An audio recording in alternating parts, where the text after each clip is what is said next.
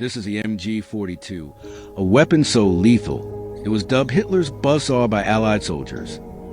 With a rate of fire that rewrote the rules of warfare, this machine gun became a symbol of Nazi Germany's engineering prowess and terror. Join us as we uncover its history, design, and lasting legacy.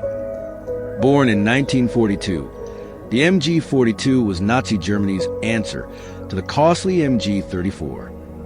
Designed by metal UND lacquerware and fabric Johannes Grossfuss, it prioritized speed, both in production and combat. Over 400,000 units were churned out by 1945, arming German forces on every front.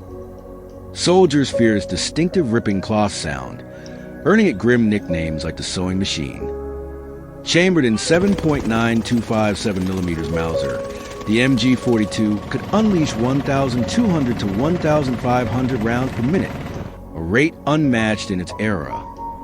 Weighing just 25 pounds, it used 50 or 250 round belts and featured a revolutionary quick-change barrel system. Overheating? Swap the barrel in 5 seconds and keep firing. This wasn't just a gun, it was a blueprint for modern machine guns. On the battlefield, the MG42 was a nightmare.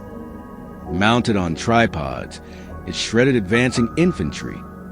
Carried by troops, it turned suppression into an art form. But its true power was psychological. To Allied soldiers, that ear-splitting BRRT meant one thing: stay down or die. Each MG42 cost just 250 Reichsmarks, about $1,200 today. Cheap to make, yet brutally effective. Its DNA lives on in the MG3, still used by NATO forces. From Ukraine to Hollywood, the buzzsaw's influence echoes 80 years later. The MG42 wasn't just a weapon. It was innovation forged in fire, a reminder that even in humanity's darkest hours, engineering marches on. This is a story of how a Nazi machine gun became a legend and changed warfare forever.